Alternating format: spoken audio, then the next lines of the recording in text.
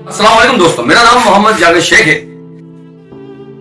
हर दौर में इंसानी जिंदगी का एक अलमिया रहा है कि जो उसके पास अल्लाह का दिया हुआ होता है उस पर वो शुक्र अदा नहीं करता और उस पर उसकी निगाह भी नहीं पड़ती, और जो उसके पास नहीं होता उसके पीछे उसे हासिल करने के लिए अपनी जिंदगी को वो अजीरन बना देता है। वो एक मशहूर कहावत है, जवानी बर्बाद कर दी पैसा कमाने में, अब पैसा बर्बाद कर रहे हैं जवानी दोबारा कमाने। पूरी जिंदगी कमाने की दौड़ में अपनी सेहत का ख्याल नहीं, अपनी तंदुरुस्ती का ख्याल नहीं, अपनी बॉडी का ख्याल नहीं, पैसा कमाना पैसा कमाना। जब वो पैसा कमा लेता है किसी तरीके से,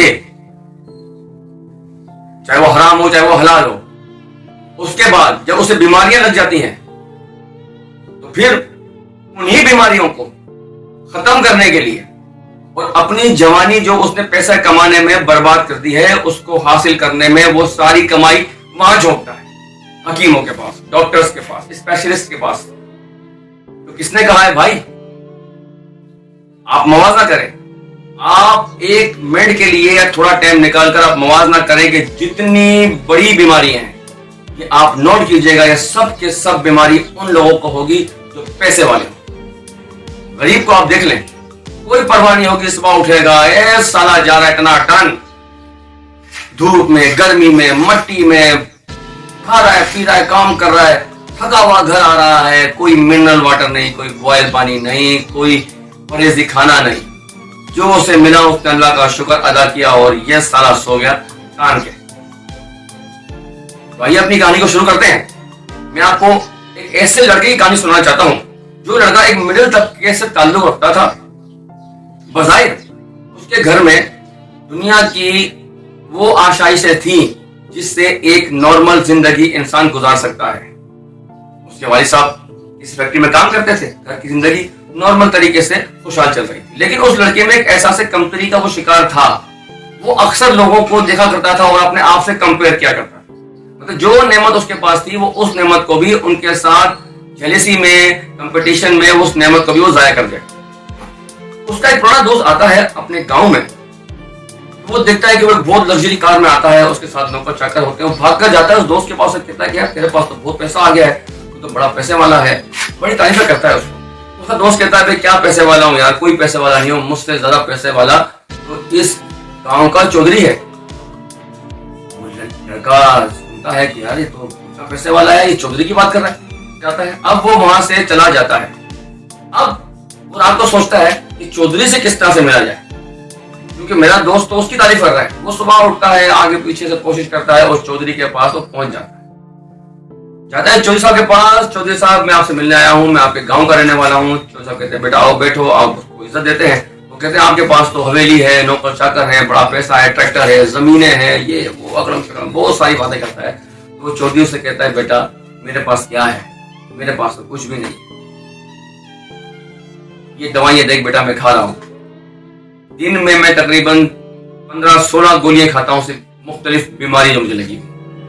मुझसे अच्छा वो जो हमारे गांव का एमएनए है वो है, उसकी टोर देख, उसकी जाके नखरे कशके देख उसके, वो तो मुझसे भी ज्यादा खुशहाल हुआ है, वो तो मुझसे भी ज्यादा पैसों में अमीर है। और मैं तो उसको देखकर भी, मैं तो उसको देख के सोच रहा हूँ कि शायद अगले इलेक्शन में मैं इलेक्शन लड़ूं। वो लड़का वहां से चलता है, वो कहता है यार चौधरी भी खुश नहीं है अपनी जिंदगी से, वो तारीफ कर रहा है उस हमारे गांव के एमएनए की।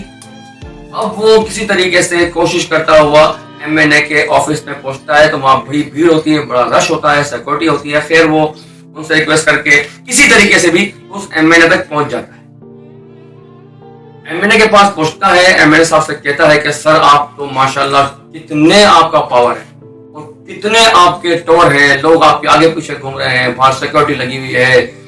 मैं गया अपने दोस्त के पास, दोस्त ने कहा कि वो, फिर मैं गया चौधरी साहब के पास, चौधरी साहब ने कहा कि मुझसे बड़े तो ये एमएनए साहब हैं, इनकी टोर है, इनकी पावर है, पुलिस इनके आगे पीछे। बोला वाह भाई वाह, मैं तो आपसे स्पेशल मिलने आया हूँ, आपसे हाथ मिलाने आया हूँ। एमएनए उसको देखकर हंसता है और उससे कहता है कि बेटा मेरी क्या पावर है, मैं तो एक छोटा सा एमएनए हूँ तुम्हारे गांव का,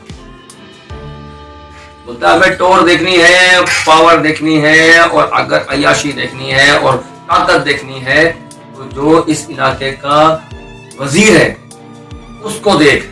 हम भी उस वजीर के सामने हाथ बांध के खड़े होंगे, हमारी क्या औकात है यार, हम तो ऐसे ही बस चल रहा है। अब उस लड़के का इश्तियाक और बढ़ता है, तो कहता है यार ये एमएनए भी खुश नहीं है अपनी जिंदगी से, ये वजीर की तारीफ कर रहा है, ये वजीर की तारीफ कर रहा है। अब किसी तरीके से वो एमएनए से कहता है सर आपकी मेहरबानी होगी, उसके हाथ पे जोड़ता है, उसकी मिन्नत से मदद करता है कि किसी तरीके से मुझे उस वजीर से मिलवा दे, मैंने उससे मिलना है। अब वो एमएनए उसको देखता है, उस पर हंसता है, वो कहता है कि यार कैसा बच्चा है। खैर वो उसकी जिद पर एमएनए के सेक्रेटरी को फोन करता है कि इस तरह का बच्चा आएगा, उसे एमएनए साहब से मिलवा दीजिएगा। खैर ये बच्चा वहां चला जाता है, बच्चा नहीं ये लड़का वहां चला जाता है। वहां जाकर वजीर साहब के घर पहुंचता है, तो वजीर साहब के घर के बंगले के तकरीबन 1 से 2 किलोमीटर दूर से सिक्योरिटी स्टार्ट होती है।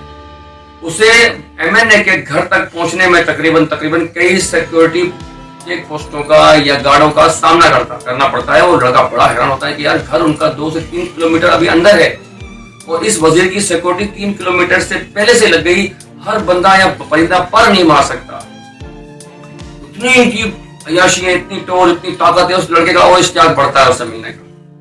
वो खैर सिक्योरिटी पोस्टों चेक पोस्टों से होता हुआ उसके बंगले तक पहुंचता है। बंगले के पास जाने के बाद भी कई मराइल से गुजरता है वजीर से मिलने के लिए। वजीर से मिलता है, जाते ही उनके पेड़ों को हाथ लगाता है, उनसे हाथ मिलाता है और कहता है कि सर आप तो इस दुनिया के सबसे ताकतवर आदमी हैं, सबसे पैसे वाले आदमी हैं, क्योंकि मेरा दोस्त के पास कार थी, उसने तारीफ की, उसकी उसने तारीफ की, गांव वाले की उसने तारीफ की, चौधरी ने तारीफ की, एमएनए ने तारीफ की आपकी। आप ही सबसे ज्यादा पावरफुल हैं, आप ही सबसे ज्यादा पैसे वाले हैं, आपका और मैं आंखों से आपकी सारी सिक्योरिटी और आपके जो भरम है, टोर है, वो देखता हुआ रहा हूं।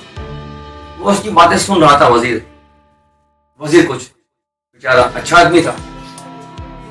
वो उससे कहता है कि बेटा बैठो यहाँ, और आपने मेरी सिक्योरिटी, मेरा आप लोग दबदबा देखा और मुझसे मिलने यहाँ पर आए अंदर, अब आप बताओ कि मैं खुश नसीब हूं या तुम खुश नसीब।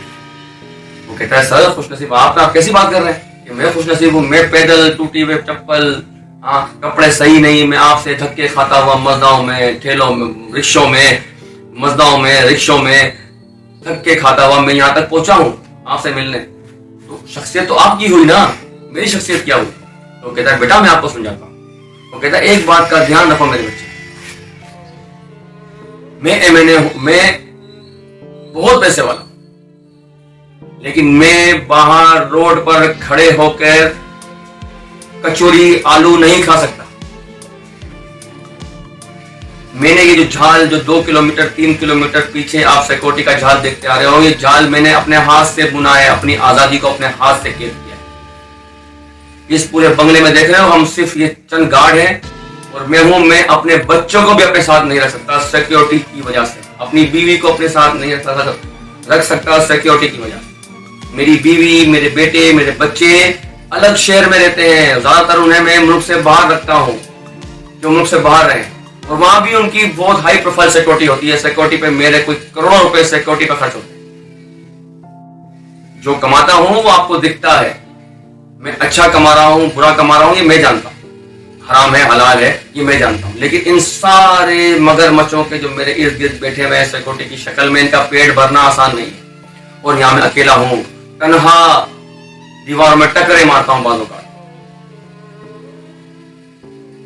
तुम खुश नसीब हो, अपनी माँ के साथ रह रहे हो, अपनी बहन भाइयों के साथ रह रहे हो, रात को 3 बजे उठे बाहर निकल गए चाय पीने के लिए, 2 बजे उठे वहां घूमने चले गए, जब दिल हुआ किसी जगह कैफे चले गए, जब दिल हुआ किसी पार्क चले गए, जब दिल हुआ किसी शादी में चले गए। हम तो शादियों में भी सोच समझ के जाते, रोड पर फुटपाथ पे बैठ के तुम चाय, कोल्ड ड्रिंक, बिस्किट्स खा रहे होते हो, मुझे ये नसीब ही नहीं है। तुम खुश नसीब हो या मैं खुश नसीब हूं।